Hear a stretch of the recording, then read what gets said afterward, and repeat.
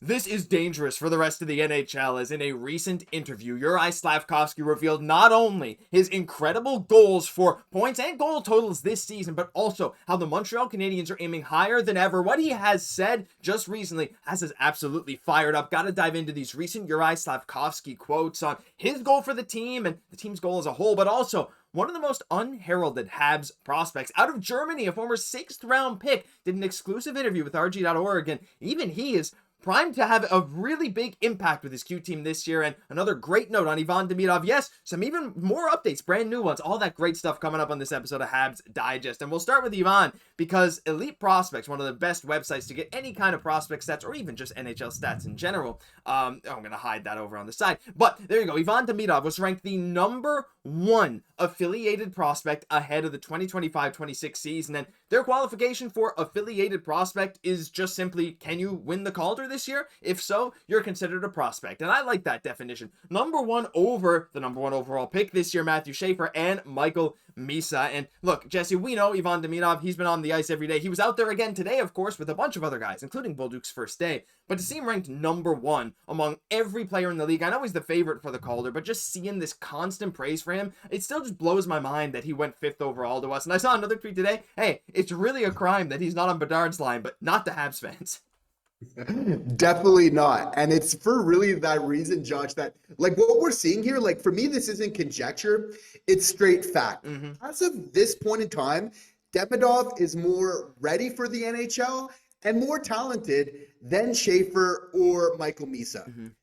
Now, maybe that changes over time. Maybe it doesn't either. We're going to need to wait and see going forward here. But again, like he's going to back it up here. When you have that amount of skill, but also the work ethic, this isn't random. Like there's a reason that he's getting so highly touted right now and why the hype train is just in full effect. Everything we're seeing from the summer drills is really just reinforcing this point that much going forward.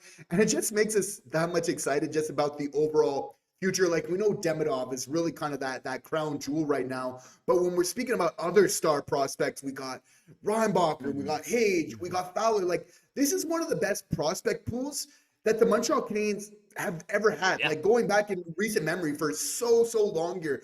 Truly special what we're bringing right now. And again, not just having star players near the top, but like the best young players coming into the league right now is really the difference maker for the Montreal Canadiens. Yeah, like we had 6th in NHL defenseman scoring, top 10 Norris voting winner and Calder winner, Lane Hutson this past year. Now we have the overwhelming favorite for the Calder Trophy, the #1 affiliated prospect, Ivan Demidov. And there's still, like you said, more guys to come. David Reinbacher, who is looking to make a massive impact soon. Jacob Fowler, and some places have him as the #1 goalie prospect. It's actually ridiculous to say that a playoff team has all of these guys for the next coming years. So just some more love to share about Demidov because it just doesn't end. And you know what? I don't ever want it to. It's unreal. I cannot wait for this season. Every clip I see of him, I've been watching highlights left, right, and center just to get ready for this season. But look, we got to move on to someone else and something else here because there's sometimes these Habs prospects, for as many good ones as we have, of course, like Fowler, Reinbacher, all these guys that we like to talk about, there's guys that don't get as much light of day when it comes to conversation. We like to shed some light on those guys, especially after the draft, but there's one guy that we really haven't spoken about much on the channel, and that's Carlos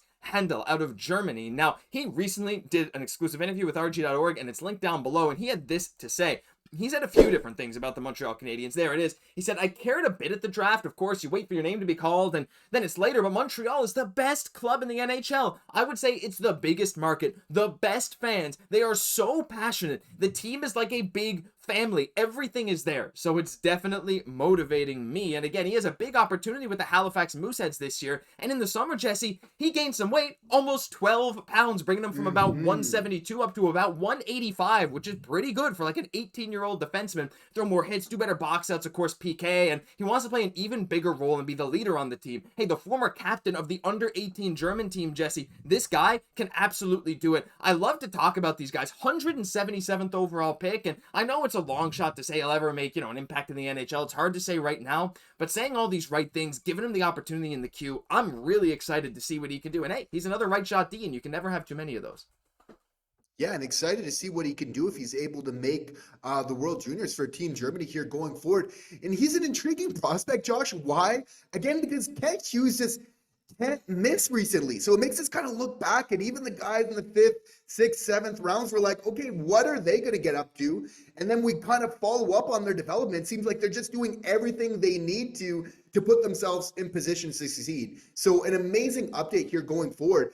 But if we look at the draft, like out of the 9 picks that the Habs had last year, 3 of those were for right-handed defensemen. So really, again, showing that this is an important position to get right. That's hard to find those guys. I think it makes sense that they were investing in basically about 30% of their draft capital into continuing to make sure that they're getting this position right.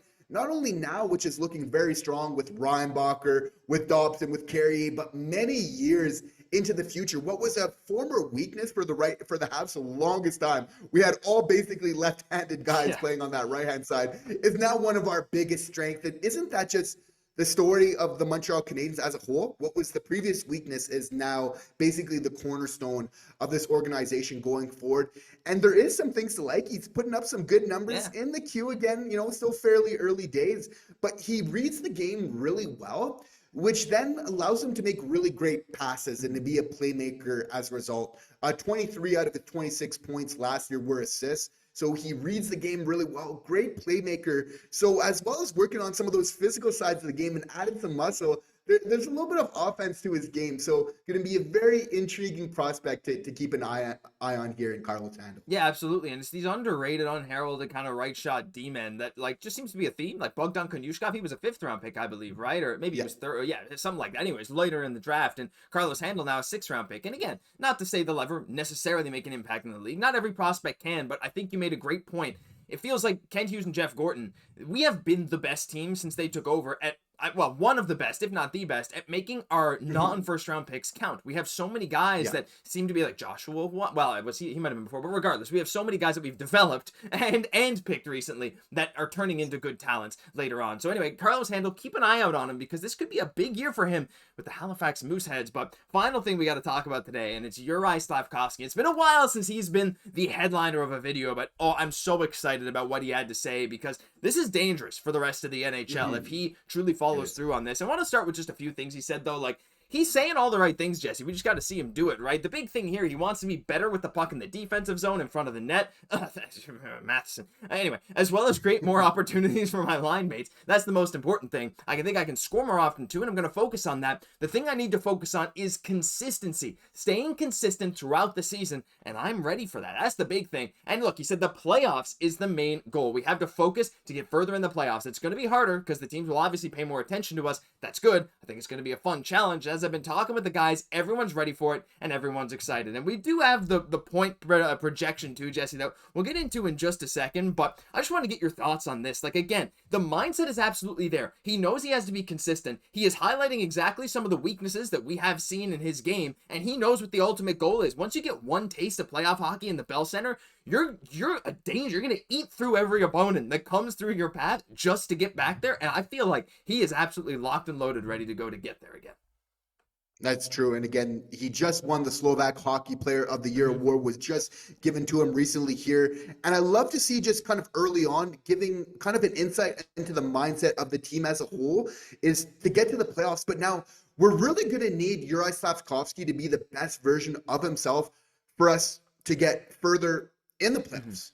Now, we know ideally he's the type of player that can really thrive, plays that physical game, but has so much skill at the same time. This is the type of guy that can really make a huge impact in the playoffs. So I like that this is just front of mind of him early on, even before the season. And again, I feel like just keeping the playoffs in mind, that's going to be that good reminder of what the type of hockey you need to play even before they get there, especially for Juraj Slafkovsky in specific to really be effective. That's playing that physical game, everything else coming there as a result. So great to see that his head's really in the right place right now. 100%. We took a look before the show. I want to bring up the stat anyway because I thought it was cool. But there was only 4 players in the league to have over 50 points and 190 hits this past year. Slaf had 194 hits. It was Slaf, Vincent Trocheck, Tom Wilson, and Brady Tkachuk. He's an elite company already. But the big thing, like you said, that physicality is so valuable in the playoffs. Those are the three other names on that list, guys that you absolutely want on your team in the playoffs. Slaf gets slept on by some fans, but it's the point totals that could very well go higher, Jesse. I know we're excited to talk about this. Anthony Maltz, who hosted this interview, again, link down below. Please go check it out. We didn't quote everything. There's some other great quotes in it that you should look at as well. But Montembeault was like, what about 65, 70 points? You think that's achievable? He said, those are fun numbers. I like those. That's probably where I'm going to be aiming, or hopefully I can get even more. And hey, he said, Jesse, like with his game, his newfound game is focused throughout the whole season. He's absolutely poised to score over 20 goals again. Why not? I mean, he had 20 goals 2 years ago, didn't get it this year, could absolutely be back there again. Then you just add a few more assists onto that. He's not that far from 65 points. Is it a big jump? Yeah, but especially with the skill on this team, the deeper talent, the learning that he's doing with Suzuki and Caufield, who are now even further into their primes, 65 to 70, that would, like, I don't know if this is a hot take, probably not, but that would, like, completely change the identity of this team if Slaf jumps to that level of scoring machine. For sure. The smart money is definitely on him having a breakout season. I think all the indicators, as you're saying, really point to that here going forward. But Josh, this is exactly what I want to hear from Juraj Slafkovsky. Like, this has got me really hyped up because I want him coming with the bold predictions. I want him putting that pressure on himself early. And we know he's already a guy that does that. He puts a lot of pressure and sometimes has a hard time kind of shaking those mistakes. As he gets better of just kind of shaking off the mistakes, I think he'll do even better. And that just comes with maturity. But we like the onus that he's taken right away. I think it was a great question by Anthony Marcotte to kind of put that pressure. But the fact that he's owning that early on, like he knows in Montreal media, like he's owning that, what that means, and that we're really holding him to that type of standard. But again, he knows what he needs to do to be successful, and that's consistency. That's been the one thing. Like, second half Slaf has really kind of been the moniker, and he's aware of that, and you know that he wants to change it. With a player that has that fire like he does, I completely am a believer in his ability to be able to change this narrative. I think that if that's what he's been able to do in just really a second half's worth of production most of the time, he can absolutely get that 65, 70 points if he's able to really begin it from the beginning. It's actually incredible he's been able to get to these 50-plus point totals really with more of just a second half effort. We're talking about half of the entire season, 41 games, even more going forward here next year. So again, I love that he's putting that pressure on himself. Why? Because I feel like he can live up to it when it really matters. And as this team is starting to grow and evolve, it's important for them to be a little bit more results-based in their thinking and really kind of own that early on, which exactly is what he's doing, which I feel is that next step just for this team as a whole. Yeah, and the pressure is where he's played the best, I would argue. Again, like, his best hockey with us was in the playoffs. When he saw the pressure was on, he said, look, this is do or die. We got to go. Yeah. When he saw the pressure coming in on him, these players, Tom Wilson, whoever, trying to hit him, trying to knock him off his feet, he made his best decisions. He was at his most effective. Maybe not, like, the most effective for his whole tenure of the Habs. Like, he's had games that were maybe better. But, like, for the stretch of hockey, we're like, wow, I absolutely see the vision with this. And you're right. Put the pressure on him, and I think he'll succeed. And I can't wait. He's put it on himself. And look, he knows. Like, there's a lot of talent coming up next to him, too. Like, his spot being a first liner might not be there permanently. I still think it is for now, for sure, because he fits so well on that line. Line had such great metrics. But, like, regardless, he's ready to go. I can't wait to see Slaf. Can't wait to see Olympic Slafzilla as well. I can't wait for that. But listen, leave your thoughts on all this down below. Slaf's quotes, Carlos Handel, and Ivan Demidov, all this great stuff, because that'll do it for this episode of Habs Digest. And if you enjoyed, while you're down there, just click like on this video. That's all we ask for. We appreciate you coming in every single day, all off season long. I'm Josh Gosse, my co-host, Jesse Poirier. We'll catch you in the next one.